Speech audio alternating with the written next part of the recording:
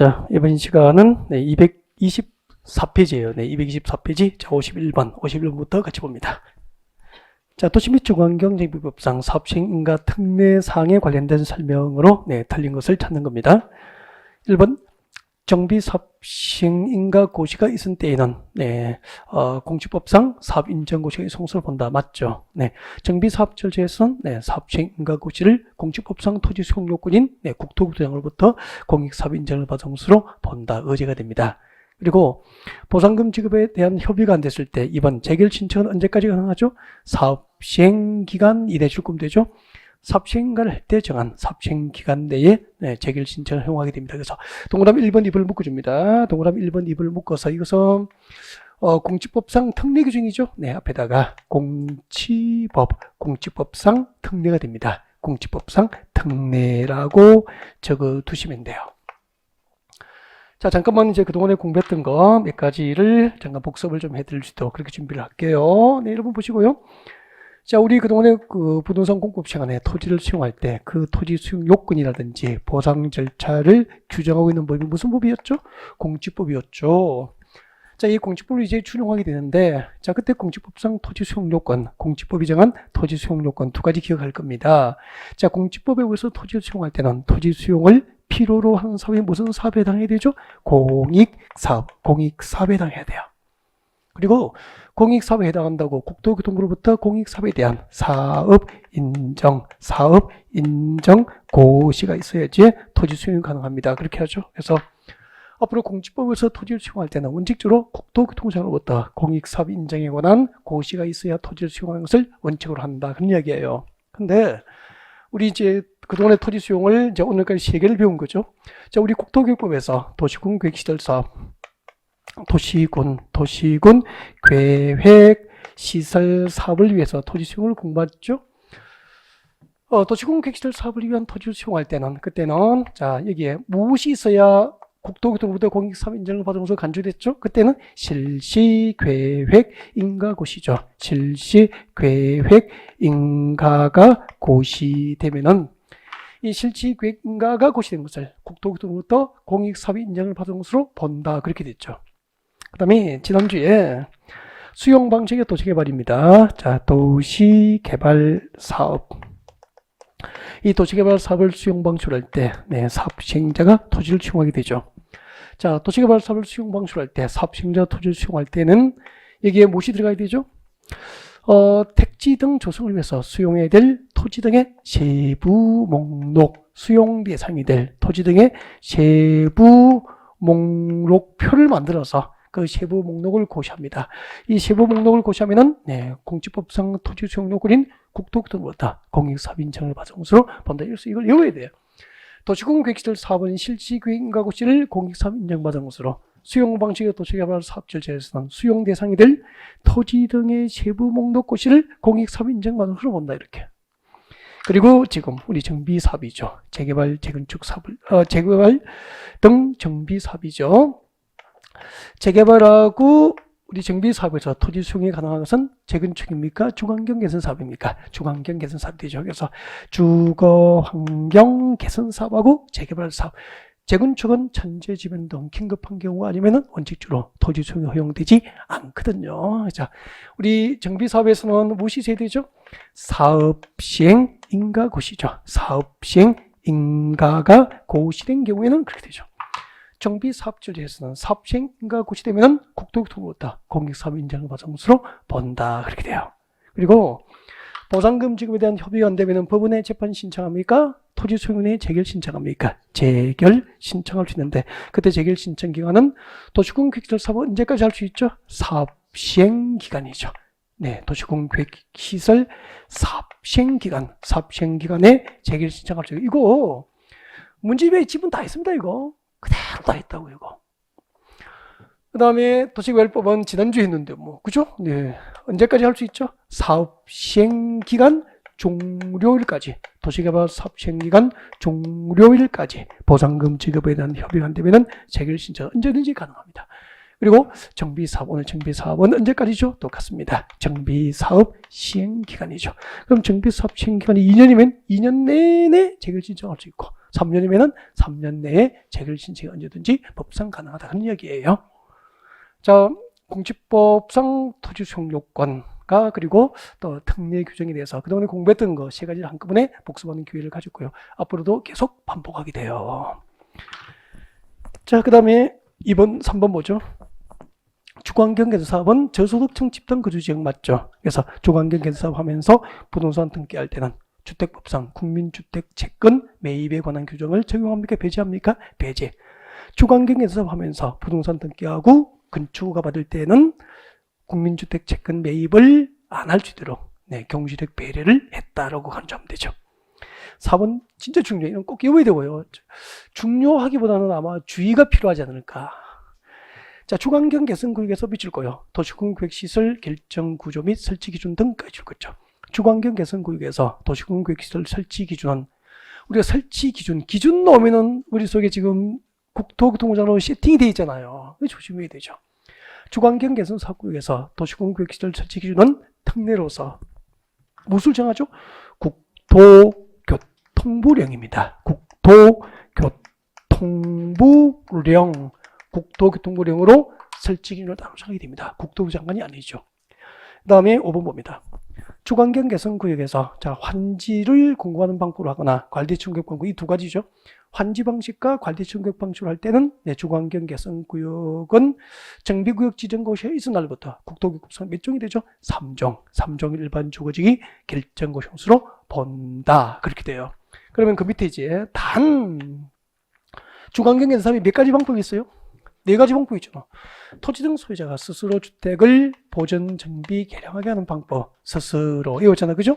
토지 등 소유자가 스스로 주택을 보전, 정비, 개량하게 하는 방법으로 하거나, 그리고 수용 방식으로 할 때는 몇 종이 됩니까? 이때는 제2종 일반 주거지역, 제2종 일반 주거지역이 결정구역으로 본다. 구분해서 암기를 하셔야 될 겁니다. 네. 그 다음에 이제 225페이지에 포인트 39 관리처분계획 같이 볼까요?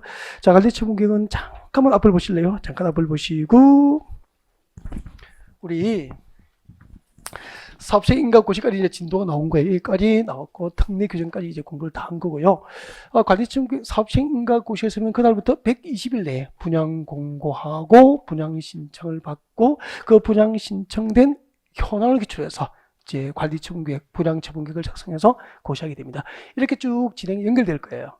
사업시행 인가고시에서는 120일 내에 조합원의 분담금, 토지 등 소유자의 분담금 내역이라든지 분양 신청 기간 등이 토지 등 소유자에게 통지되고 일간심을 통해서 분양 공고가 있어야 됩니다. 이런 내용들로 연결됩니다. 교재보 같이 볼까요?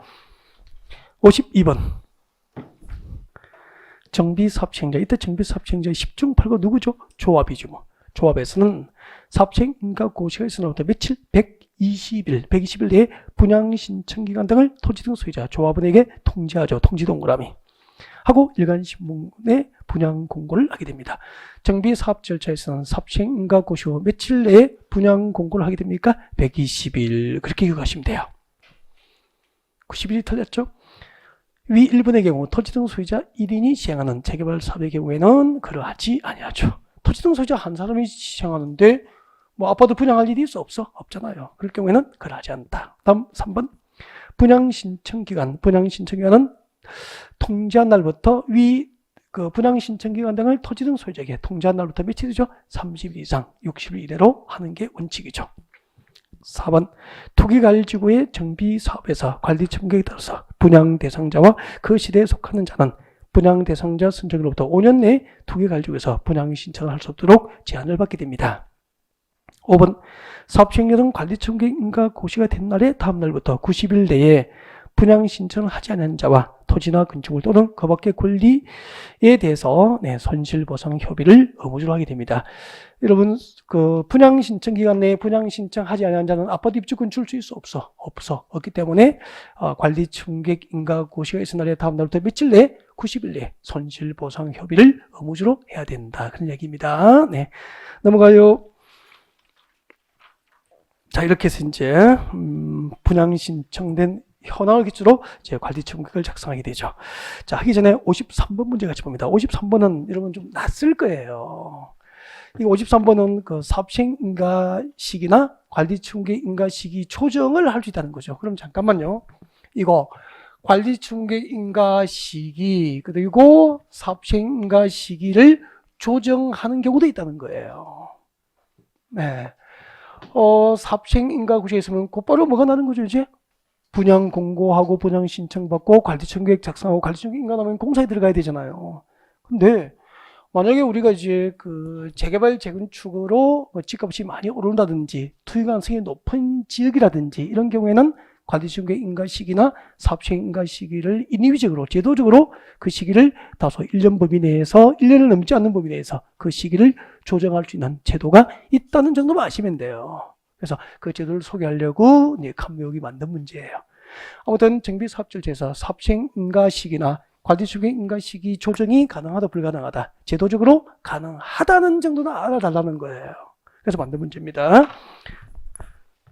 도시 및 주간경제법상 사업시행 인가 또는 관리청구획 인가의 조정 시기에 관한 내용이다. 가로에 들어갈 내용을 바르게 연결한 것은 특별시랑 광역시장 도지사 특광도 특별시랑 광역시장 도지사 특광도는 정비사업 시행으로 정비구역 주변 지역의 주택이 현저하게 부족하게 되는 등 사유가 발생하면은 사업시행 인가나 관리청구획 인가 시기를 조정할 수 있도록 시장 군수자에게 요청을 할 수 있습니다. 여러분 특광도는 행정입니까 비행정입니까? 행정. 시장 군수자는 행정입니까 비행정입니까? 행정. 다 배웠잖아. 행정은 행정에게 제안합니까 요청합니까? 요청. 그러고 봐도 되잖아. 제안입니까 요청입니까? 요청이죠. 그 다음에 이러시고 이 경우 요청을 받은 시장 군수장은 특별한 사유가 없으면 그 요청에 따라야 하고 사업시행 인가나 관리청구획 인가 시기 인가의 조정 시기는 그 인가를 신청한 날부터 1년을 넘지 않는 범위 내에서 조정이 가능합니다. 사업시행 인가나 관리청구획 인가나 전부 인가 신청을 하게 되잖아요. 그 인가 신청을 한 날로부터 조정 시기는 몇 년을 넘을 수 없다? 1년을 넘을 수 없다. 1년을 넘지 않는 범위 내에서 그 인가 시기를 조정할 수 있는 거죠. 다음 특별자치시장, 특별자치도지사는 정비사업 시행으로 정비구역 주변 지역에 주택이 현저하게 부족하거나 주택시장이 불안정해지게 되는 등 특별자치시, 특별자치도 조례를 정하는 사유가 있을 경우에는 사업시행 계획 인가나 관리청구획 인가 시기를 조정할 수 있고요.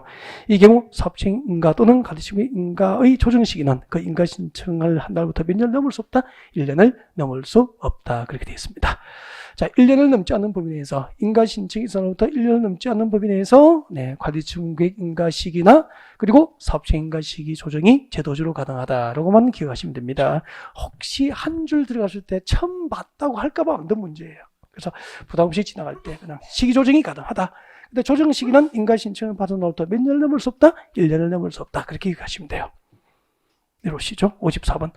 도시 및 주간경제법상 관리청구획에 포함되는 사항으로 틀린 것은 관리청구획에 포함되는 사항으로 틀린 것은 고개를 드시죠.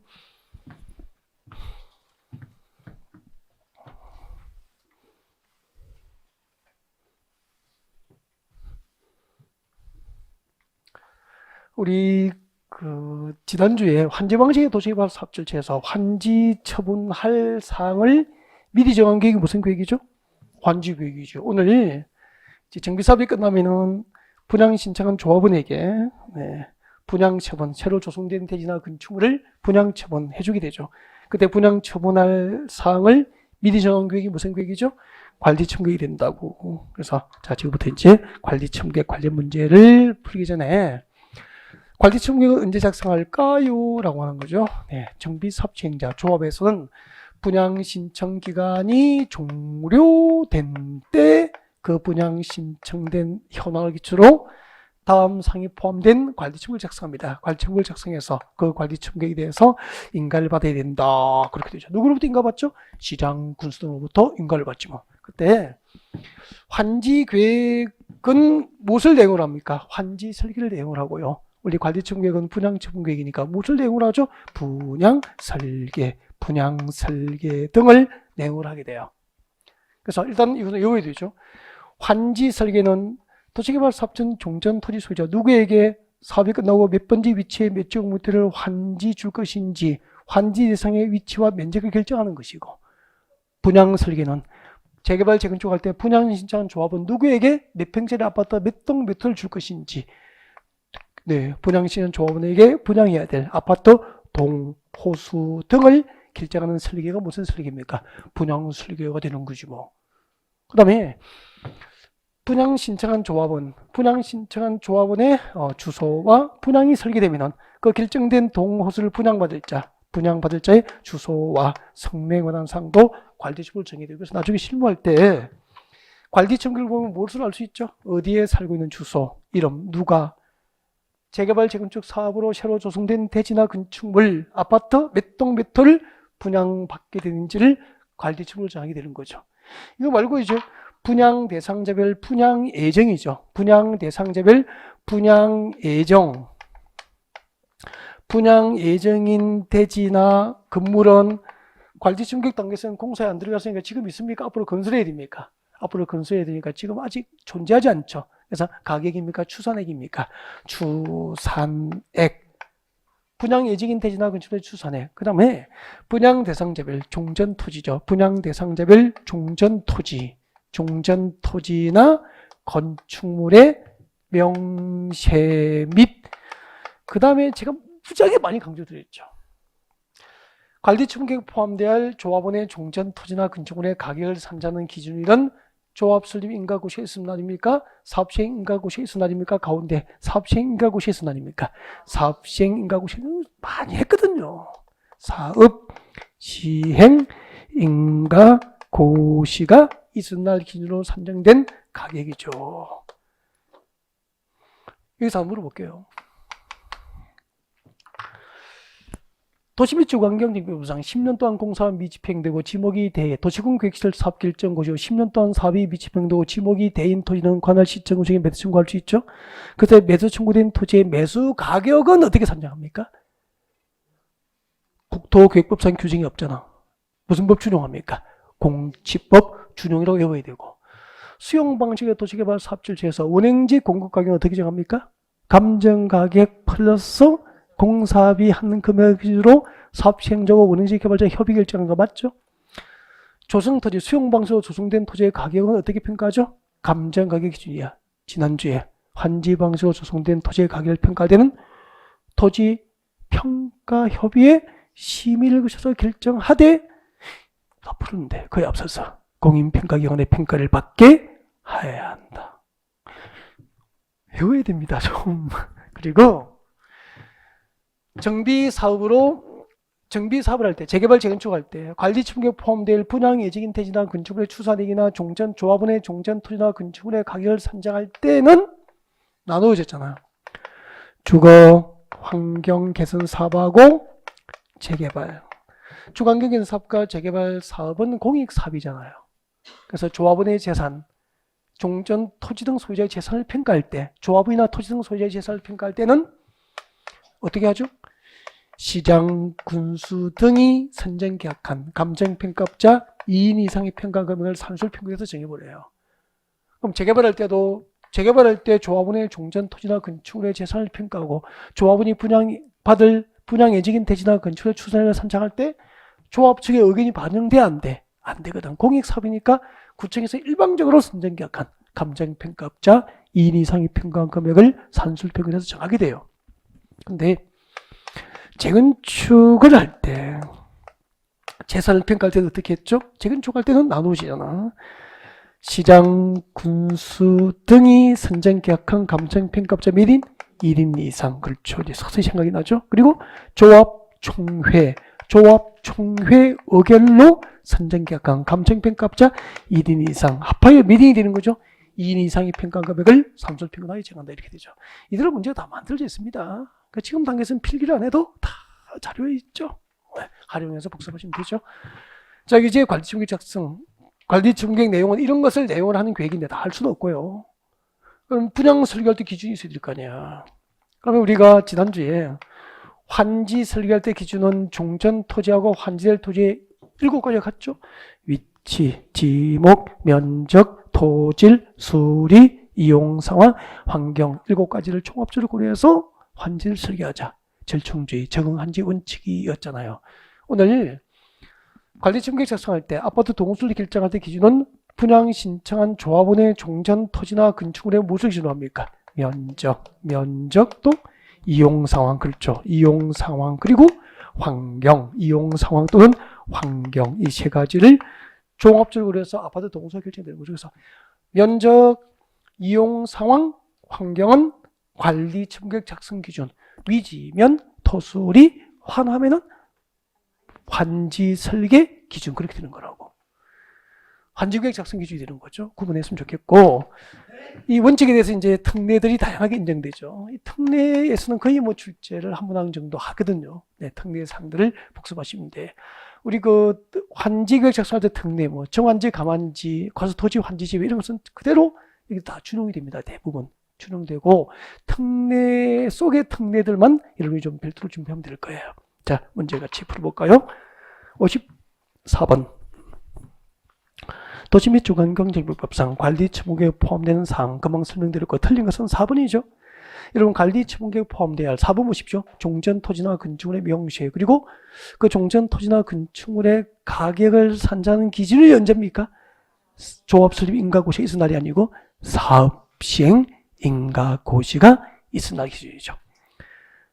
분양 대상자별 종전 토지나 건축물의 명시 및 사업 시행 인가고시 있은 날, 사업 시행 인가고시가 있은 날 기준으로 한 가격이 관리처분계획에 포함됩니다.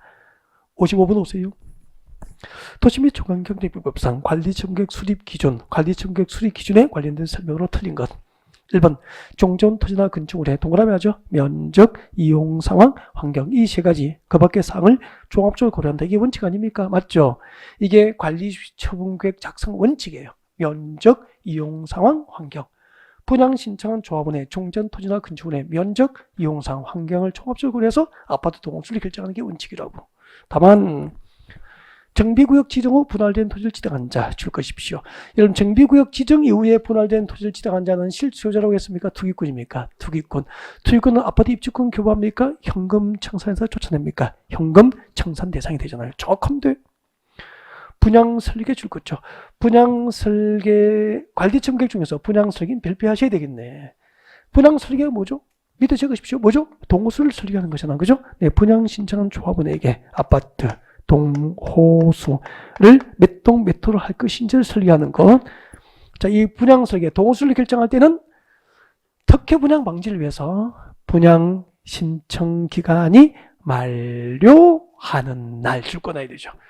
관리 청객 중에서 분양 설계를 할 때는 분양 신청 기간이 만료하는 날 기준으로 해야 한다. 맞습니까? 네, 이거 도의대 지문이죠. 분양 설계에 관한 계획은 분양 신청 기간이 시작하는 날을 기준으로 하여 수립해야 한다. 옴겠습니까? X. 시작하는 날입니까? 만료하는 날입니까? 만료하는 날. 특혜 분양 방지 규정이잖아요. 4번 1시대 줄 것죠? 1명 줄 것죠? 1시대 1인이 하나 이상의 주택과 토지를 소유하더라도 몇 주택 공급 원칙입니까? 1주택 공급 원칙이고 2인 이상이 1주택을 공유한 경우로서 시도조례로 주택 공급 숫자를 따로 정하고 있다면 시도조례로 정하는 바에 따라서 주택 공급을 할 수 있다. 틀렸죠? 이게 답이잖아요. 얘는 뭐 평소 제가 많이 강조드린 거죠. 2인 이상이 1주택이 아니고 뭐죠? 1토지. 2인 이상이 한 개의 토지를 공유하고 있을 때는 2인 이상이 1토지를 공유한 경우에는 주택 공급 숫자를 뭐를 정합니까? 시도조례로 따로 정할 수 있고 시도조례로 따로 정한 경우에는 그 시도조례로 정한 수만큼 공급이 가능했습니다. 만약에 우리 서울에서 두 사람 이상이 한 개의 토지를 공유하고 있고 우리 서울시 조례로 2인 이상이 한 개의 토지를 공유하고 있을 때는 3주택까지 공급이 가능하다. 그러면은 서울시 조례를 정하는 바에 따라서 몇 주택까지? 3주택까지 공급이 이루어지는 거예요. 네, 이런 것도 중요한 거고. 그래서 틀린 거 몇 번이죠? 5번이죠. 2인 이상이 1주택 공유입니까? 1토지 공유입니까? 1토지를 공유하고 있을 경우에는 특례로서 주택 공급 숫자를 시도 조례로 정할 수 있고 조례로 정한 경우에는 조례로 정한 수만큼 공급이 가능하다. 그런 뜻이에요. 넘어가겠습니다. 58번 오십시오. 58번. 도시및 주관경제법상 재산평가 방법입니다. 재산평가 방법에 관련된 설명으로 틀린 것은 주관경계에서 사업 줄 것죠? 주관경계에서 사업 줄 것이고 손대입니다. 주관경계에서 사업은 공익사업 맞죠?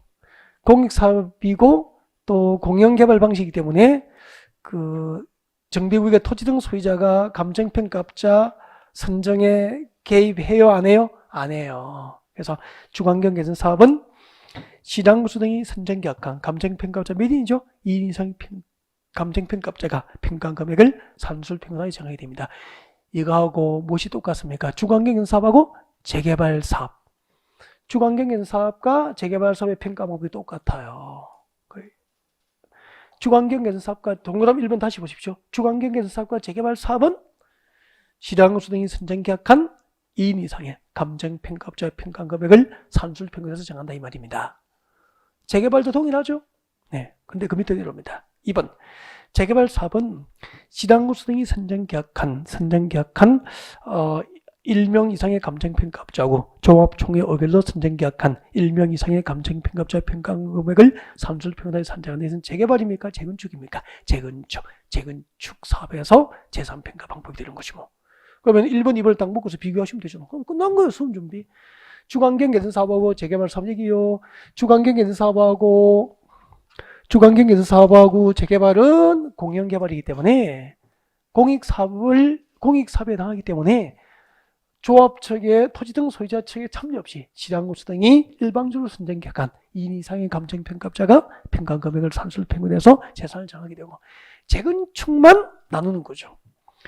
아니 여러분의 아파트 재건축하면은 서울시의 공공의 이익을 위해서 하는 겁니까? 조합원의 이익을 위해서 하는 겁니까? 조합을 위해서 하는데 여러분은 재산평가할 때 구청에서 일방적으로 감정평가업자 선정해버리는 섭섭이 하시잖아.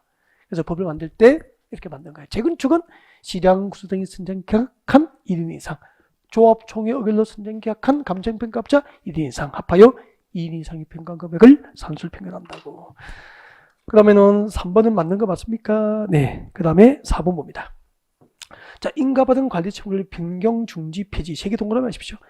인가받은 관리 청구액을 변경 중지 폐지할 경우 분양 대상인 대지나 건축물의 추산액과 종전 토지나 건축물의 가격은 사업 시행자 및 토지성 소유자 전원 합의하여 산정할 수 있으면 특례죠. 알고 있어야 됩니다.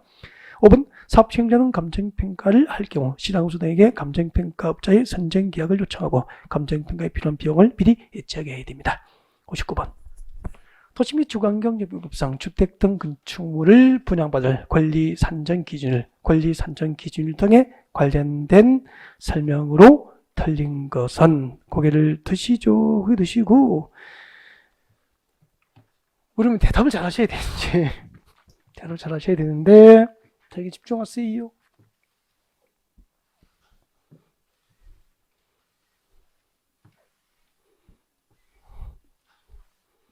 지난주에 설명을 드렸는데 오늘 복습해 드릴게요. 여러분 잠깐만요. 여러분 여기 정비구역이고 재개발 사업 사업 목적의 정비구역입니다. 자, 재개발 사업이 완료가 됐어요. 그러면 이제 노후 분량 건축 철거하고 기반시설 새로 확충하고 여기다가 이제 재개발 대상 아파트 짓겠죠. 재개발 대상 아파트를 다 지을 거예요. 이렇게 재개발 사업이 끝나면은 이 정비 사업으로 새로 조성된 대지나 건축물을 분양받을 자가 재개발 조합의 조합원 맞죠. 그래서 조합이 되려면은 토지 등 소유자는 당연 조합이 되죠.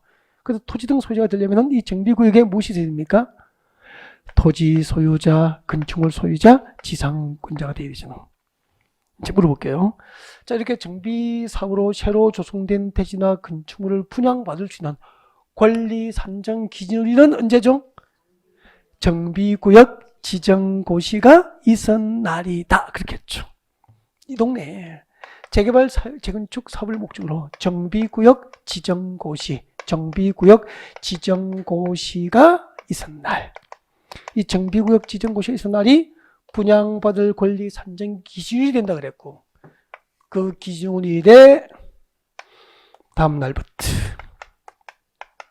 분양받을 권리 산정 기준의 다음 날부터 이거는 어차피 여기 되니까 나올 때마다 연습합시다. 한 필지 토지가 수개의 필지로 분할됐을 때 분할된 토지를 취득한 자는 분양받을 권리는 기준일 기준으로 산정해버립니까? 다음날 기준입니까? 다음날 기준으로 산정해서 분양받을 권리를 인정합니까? 현금 청산합니까? 현금 청산하지. 또 다가구 주택을 뭐를 전환했죠? 다시대주택으로 전환을 했죠. 다시대주택으로 전환을 해서 소유자를 증가시켰거나 다시세대 주택을 그리고 동일인 소유의 대지나 건축물과 소유자가 몇 인입니까? 1인이잖아. 동일인 소유의 토지와 건축물이라니까. 그럼 1인이잖아.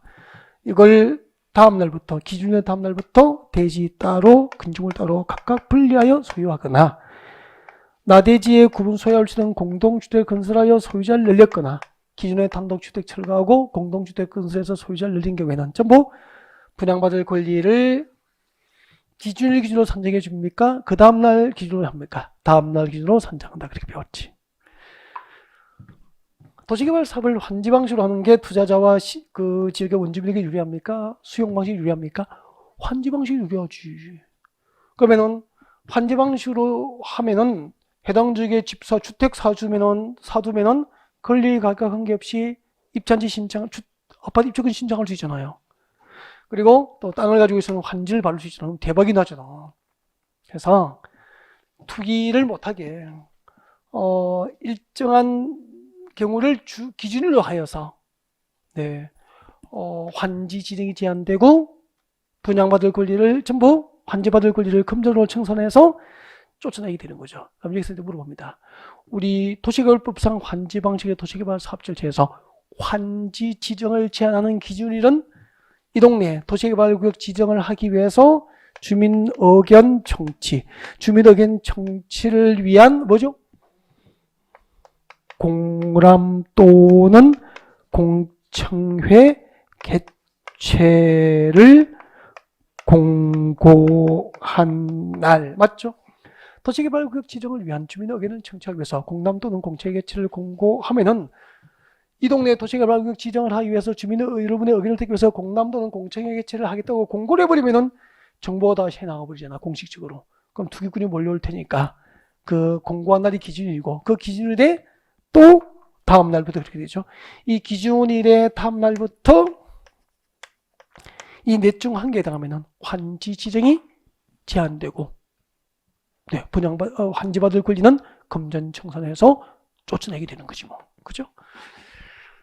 59번 도시 및 주거환경정비법상 주택 등 건축물을 분양받을 권리 산정 기준일 등에 관련된 설명으로 틀린 것은 1번 정비사업을 통해서 분양받을 권리 산정 기준일 연출 그죠? 정비구역 지정고시가 있은 날이다. 이게 원칙이잖아요. 단 시도지사는 투기 억제를 위해서 투기 가능성이 높은 지역은 그죠? 기본계획 수립 후 정비구역 지정고시 전 따로 정한 날을 기준으로 할 수 있죠. 그래서 원칙입니까? 특례입니까? 특례잖아. 원칙은 정비구역 지정고시가 있는 날, 투기 가능성이 높은 지역은 기본계획 수립 후 정비구역 지정고시 전 따로 정한 날, 이게 기준일이잖아. 3번 두 개의 필지로 분할된 토지를 하나의 필지로 합병한 경우에는 그 기준의 다음날 기준으로 건축물의 분양받을 권리를 산정한다. 틀렸잖아요. 두 개의 필지로 분할된 토지를 하나의 필지로 합병하면은 지분이 늘어납니까? 오히려 입주권 받을 수 있는 지분이 줄어듭니까? 줄어들기 때문에 이것은 규제 대상이 아니죠. 그죠? 네. 입주권 2장을 1장 받겠다는데 벌 줄 수는 없죠. 알아서 하시라고 해야 되죠. 그래서 정답은 몇 번입니까? 3번이 정답이죠. 반대로 한 필지의 토지가 수개의 필지로 분할됐고 분할된 토지를 지정한 자라면은 기준의 기준으로 산정합니까? 기준의 다음날 기준입니까? 기준의 다음날 기준으로 분양받을 권리를 산정하겠죠. 4번 단독주택, 다가구주택이 다시대주택으로 전환된 경우 그 기준의 다음날 기준으로 건축물의 분양받을 권리를 산정합니다. 맞습니까? 5번 한 개의 대지 범위에 속하는 동일인 소유의 토지와 주택 등 건축물을 각각 분리하여 소유할 경우에는 그 기준의 다음날 기준으로 건축물을 분양받을 권리를 산정하게 됩니다. 그 다음에 60번 됐고요. 넘어가겠습니다. 61번 도시 및 주거환경정비법상 관리충격 인가고시 효과, 관리충격 인가고시 효과에 관련된 설명 틀린 것은 고개를 드시면 됩니다. 고개 드시고요. 관리충격 인가고시의 효과.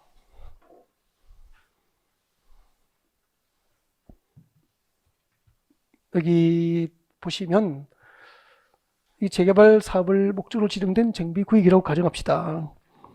재개발 사업 목적으로 지정된 정비구역이에요. 관리충격 인가고시 다음 절차가 뭐죠? 공사에 들어간다니까. 공사에 들어가요. 공사. 재개발 사업을 목적으로 지정된 정비구역에서 공사가 들어가는 거죠. 그러면 공사에 들어가야 되니까 노후보장수로 판정된 기존 건축물은 그대로 존재합니까? 철거해야 됩니까? 철거해야 되잖아요. 그럼 사람이 살고 있으면 철거할 수 있습니까? 없습니까? 없죠. 그래서 관리청객 인가구시에서는 그 법적 효과 우리가 이렇게 정리했죠. 관리청객 인가구시에서는 정비구역 안에 종전 토지나 건물에 대한 사용과 수익이 허용됩니까? 정지됩니까? 정지. 이 자체가 쉬운 문제죠. 관리청객 정비법상 정비사업처에서 종전 토지나 건축물에 대한 소유자 등의 종전 토지나 건물에 대한 사용 수익이 정지되는 시기 언제죠? 관리청객 인가고시가 이산 때 정비구역 안에 종전 토지나 건물에 대한 사용 수익이 정지돼요. 그리고 사용 수익을 할 수 없게 된 종전 토지나 건물에 대해서 설정된 지상권, 전세권, 임차권 등 계약은 유지합니까? 해지합니까? 해지. 그러면은 재개발 재건축하는 동네에 전시에 사시는 분들이 계약 기간이 남아 있어도 그 전세권 계약을 일방적으로 해지하는 것이 법적으로 보장되는 시기 언제입니까? 관리청객 인가고시 후에 가능한 거죠. 그럼 지상권, 전세권, 임차권 계약을 해지하면 그냥 이사 가야 됩니까? 보증금 돌려받습니까? 보증금 돌려받죠. 그로 인한 금전 반환을 청구할 수 있잖아요. 그때 금전 반환 청구권 행사는 누구에게 해야 됩니까? 정비사업의 시행자. 이때 시행자의 10중 8구는 누구죠? 조합이죠. 조합. 조합에서 전세보증금과 임차보증금을 반환해서 지급합니다. 그럼 집주인 대신에 전세보증금 돌려준 토지 등 소유자, 시행자, 조합에서는 그냥 있습니까? 토지 등 소유자, 집주인에게 구상합니까? 구상권을 행사하게 됩니다. 누구에게? 토지 등 소유자. 행사를 할 수 없게 되면 구상권 행사가 불가능하면 토지 등 소유자는 조합이니까 샤프도 분양받겠죠? 토지 등 소유자가 기속될 대지나 건축물을 압류할 수 있고, 이때 압류는 이꼴 저당권과 그 효력을 동일하게 인정해 줍니다. 그러면 전세계약, 임차권 계약 해지했고 돌려받고 보증금 돌려받고 이주했습니다. 동네는 텅 비었죠? 그러면 기존 건축물을 뭐 하게 됩니까? 그때 기존 건축물을 철거하게 되죠. 기존 건축물 철거. 이게 관리청객 인가고시의 세 번째 효과가 되죠. 그러니까 그 재개발 재건축할 때 기존 건축물을 철거하는 시기는 원칙적으로 언제죠? 관리청객 인가고시 후에 철거하는 게 원칙인데 건축물의 붕괴 등 안전사고의 우려가 있거나 먼저 이사 가시는 분들 때문에 동네가 폐공과 빈집이 밀집해 버리는 범죄의 가능성이 있잖아.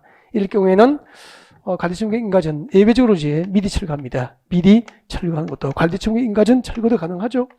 이때 관리청객 인가전 철거하려면 건축물 소유자의 동의를 요합니다. 동의를 얻고 시장구수등으로부터 철거가 받아야 안 받아요? 철거가를 받아야 두 가지 요건을 갖춰야 됩니다. 건축물 소유자의 동의를 얻고 또 시장구수등으로부터 철거가를 받고 범죄 가능성이 높거나 또 건축물의 붕괴 등 안전사고 우려가 있으면 관리청객 인가전 기존 건축 철거할 수 있고, 미리 철거하더라도 관리청객 인가전 동의 얻고 허가받고 미리 철거하더라도 토지 등 소유자 권리와 의무에는 아무런 영향을 미치지 아니한다. 이런 내용들이 관리청객 인가고시의 효과고요. 그럼 인가고시 후에 이제 기존 건축을 철거합니다. 전세보증금 내주고 철거해버리고, 그럼 재개발은 이제 기반시설 열악한 지역이기 때문에 기반시설 새로 확충하고 기존 건축을 철거하고 기반시설 확충하고 재개발 아파트 짓게 되죠.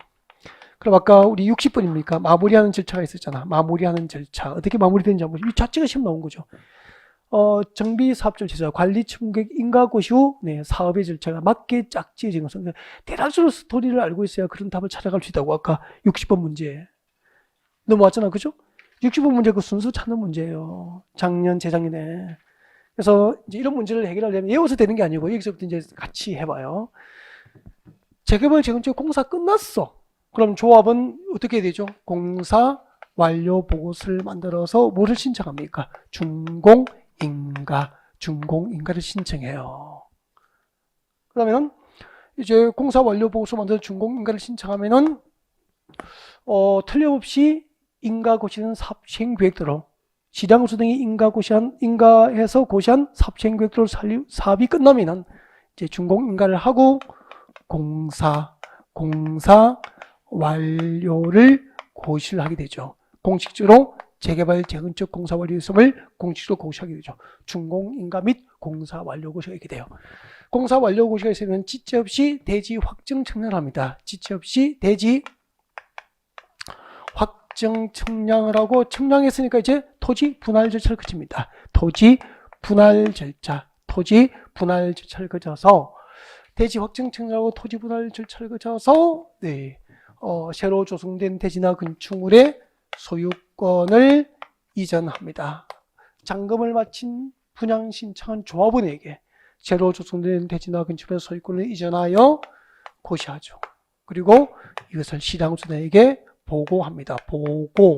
보고하게 되죠.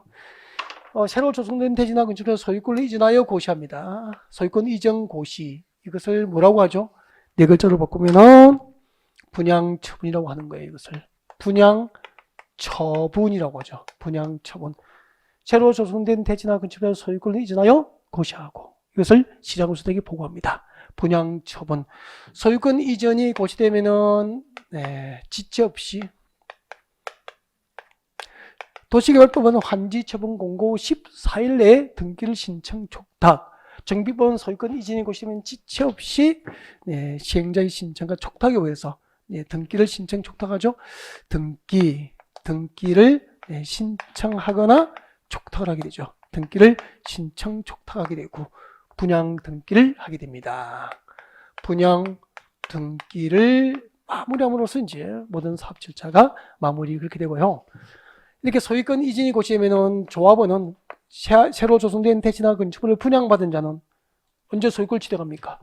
소유권 이전 고시일입니까? 소유권 이전 고시일의 다음 날입니까? 소유권 이전 고시일. 소유권 이전 고시일의 다음 날 새로 분양받은 대지나 건축물에 대해서 뭐를 취득하죠? 소유권 취득을 하게 되죠. 그래서 우리 환지 방식의 도시개발 사업주제에서 종전토지 소유자가 환지 계획에 따라서 환지받은 토지에 대한 소유권을 취득한 시기는 환지처분 공고일의 다음 날이고, 정비사업주제에서 새로 조성된 대지나 건축물의 소유권을 이전받은 조합원이 그 권리를 소유권을 취득하는 시기는 소유권 이전 고시일의 다음 날 시합부터 소유권을 취득하게 되는 거죠. 이렇게 돼요. 둘 다 이제 환지 등기 전 분양 등기, 도시개발법상 환지 등기 전 환지 등기든 정비법상 분양 등기든 전부 시행자의 신청과 촉탁에 의해서 일괄 등기로 이루어지게 되고요.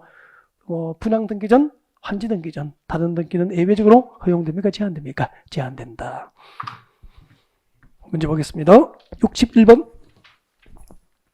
도시 및 주관경제비법상 관리충격 인가고시의 효과에 관련된 설명으로 틀린 것은 61번 문제입니다. 관리충격 인가고시에 있을 때 종전토지나 건물의 소유자, 지상권자 등 권리자는 종전토지나 건물에 대해서 이를 사용 수행할 수 있게 됩니다. 2번 정비사업 시행으로 지상권, 전세권, 임차권 등 설정 목적을 달성할 수 없게 되면 그 권리자는 지상권 등 계약을 해지할 수 있고요. 3번 계약을 해지할 수 있는 자가 가지는 전세금, 보증금, 그 밖에 계약상의 금전만한 청구권은 줄 것죠. 누구에게? 사업 시행자. 누구죠? 조합이죠. 조합에게 이를 행사하게 되죠.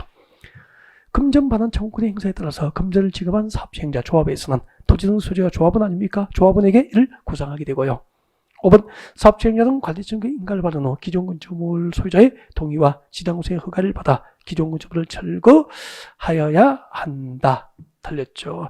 관리청구의 인가를 받은 후에 철거는 동의나 허가를 필요로 하지 않고 관리청구의 인가 전 미리 철거할 때 건축물 소유자의 동의 그리고 지당수 등의 철거를 받게 됩니다.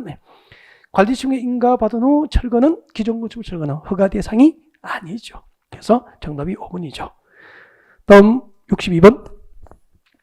도시 및 주관경정비법상 공사 완료에 따른 조치 등에 관련된 설명입니다. 틀린 건 시장업소 등이 아닌 정비사업 시행자가 공사를 완료한 때는 대통령 내정하는 방법과 절차에 따라서 누구로부터 준공인가 받죠? 시당군수등으로부터 준공인가를 받게 됩니다. 2번 시당군수등은 준공인가를 하기 전이라도 완공된 건축물이 사용에 지장이 없는 등 기준에 적합할 경우에는 입주정자가 완공된 건축물을 사용할 수 있도록 사업 시행자에게 관리청구 인가 전, 준공 인가 전 건축물 사용이 허가될 수도 있습니다. 3번 정비구역 지정은 준공 인가 고시가 있은 날의 다음 날, 정비 사업에 대한 준공 인가 고시가 있은 날의 다음 날 정비구역 지정은 해제되는 것입니다. 이때는 사업 중단입니까? 사업 완료입니까? 사업 완료에 의한 정비구역 지정 해제죠. 그리고 이 정비구역 해제는 그 다음 날부터 조합 해산이 이성수로 본다. 지금은 그 정비사업이 완료되어서 정비구역 지정이 해제된 경우잖아. 그러니까 정비사업 완료, 공사 완료 후 정비구역 지정 해제는 조합 해제에 법상 영향을 미치지 않게 되죠. 네. 그래서 정비구역 해제는, 이 경우 정비구역 해제는 그 다음 날부터 조합은 해산된 것으로 본다. 틀렸습니다. 네. 준공인가 이후 그 다음 날 정비구역 해제는 조합의 설립, 조합의 존속 여부에 영향을 미치지 아니한다. 그런 얘기죠. 네. 아까 여기 한번 봐요. 여기서 우리가 정비구역 해제를 배웠잖아.